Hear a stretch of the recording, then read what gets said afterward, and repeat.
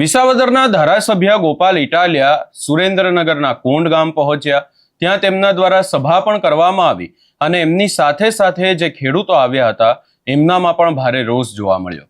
શું છે સમગ્ર મામલો ને ખાસ કરીને હવે ખેડૂતો શું કહી રહ્યા છે એની વિગતે ચર્ચા કરીશું.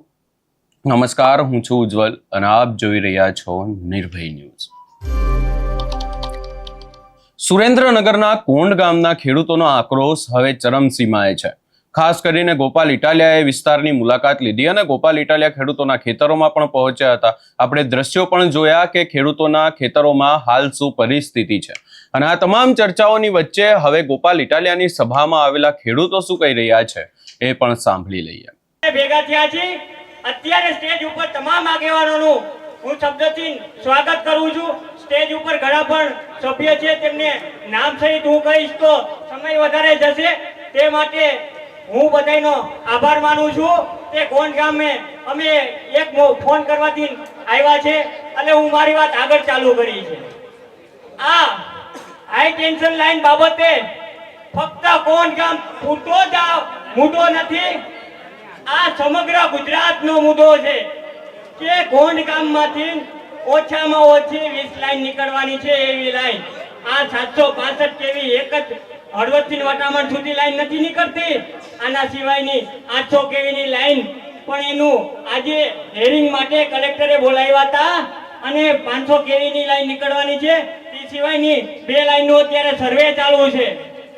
એટલે મારે વાત વધારે વિશેષ નથી કરવી કે આપણે મહાનુભાવો ગોપાલભાઈ છે એમને આપણે સાંભળવાના છે.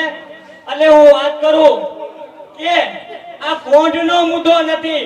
દરેક ગામ અને ધાંગધ્રા તાલુકાના ખેડૂતોને હું કોંઢ ગામથી આહવાન કરું છું કે અત્યારે તમે મોટી સંખ્યાની અંદર કોંઢ ગામને સાથ સહકાર દીધો છે. આવનારા દિવસોની અંદર પણ દેજો તેવી અમે અપેક્ષા રાખીએ છીએ.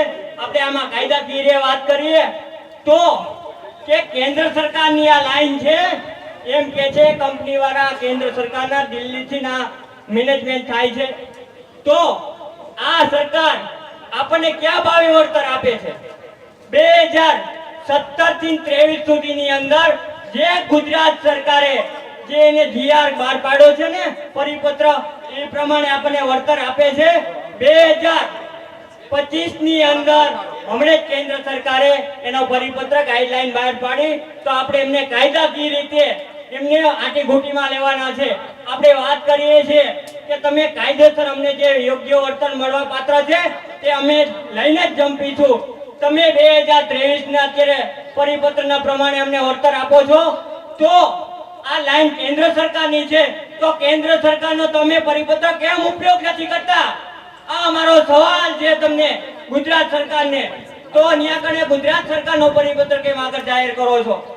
આ પરિપત્રની અંદર કેન્દ્ર સરકારના પરિપત્રની અંદર જાહેર કરેલું છે કે જે મૂલ્યાંકન સમિતિની રચના કરવામાં આવે અને જે જમીન અને જંત્રીનો ભાવ અને હાલની અંદર જે માર્કેટ વેલ્યુ પ્રમાણે જે ભાવ નક્કી કરવામાં આવે 20% ડિફરન્સ રહે, તો મૂલ્યાંકન સમિતિની રચના કરવી પડે. આપણે કોંઢ ગામના ખેડૂતો કલેક્ટર શ્રીને સવાલ કરેલો હતો કે તમે મૂલ્યાંકન સમિતિ કઈ રીતે રચના કરવામાં આવી છે, કે હજી સુધી કલેક્ટર શ્રી મૂલ્યાંકન સમિતિનો જવાબ નથી આપી શક્યા. કોણ કોણ સભ્ય છે એમાં મૂલ્યાંકન સમિતિની અંદર આપણે ઘણી બધી વાર ચર્ચા કરી દીધી છે કે 2 સભ્ય ખેડૂતના હોય અને 2 કંપનીના હોય, પણ હજી સુધી એ જવાબ નથી આપી શક્યા. એટલે હું કોંઢ ગામથી હર્ષભાઈ સંઘવીને, ગૃહમંત્રીને કહેવા માંગુ છું કે તમારી ગુજરાતની બહોત પોલીસ ડ્રગ્સ વેચાય છે, કે ત્યાં દારૂના ધંધા ચાલુ છે, ત્યાં તમારી આ ગુજરાતની બહોત પોલીસ ત્યાં બહોતતા તમારી કેમ નથી દેખાડતી? અને જે બાપ હોય ને એ બાપ જ રહે. આ રેને દીકરો પોલીસમાં છે અને આ બાપની જમીન છે. આ કોઈના બાપની નથી, આ મારા બાપની છે. આ સરકારનું કામ એક જ છે કે બાપ દીકરાને સામે કરવાની વાત છે. ખેડૂત એ બાપ છે અને ખેડૂતનો દીકરો પોલીસમાં છે, એટલે પોલીસની અંદર છે.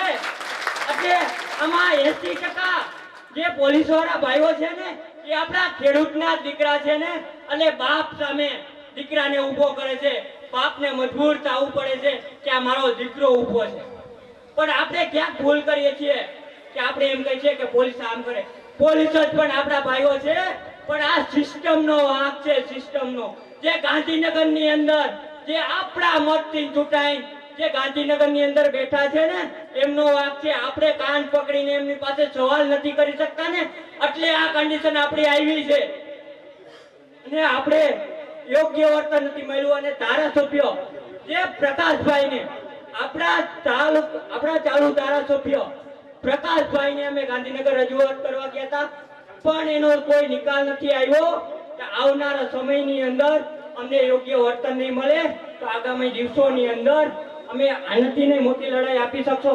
અને હું એક તમને બધાને સવાલ કરું છું કે કોંડ ગામમાં કાલે કામ બંધ, કંપની વાળા કામ કરવા આવે તો કાલે કામ આપણે બંધ કરવા જવું છે, તો આમાંથી કેટલા જણા આવશે એ મને હાથ ઊંચો કરીને કે કેટલા જણા આવશે કામ બંધ કરવા? આ રામાપીરના સોગન કહીને કહો કાલે 9 વાગે કંપની વાળા આવે તો અમે કામ કરવા આવશું.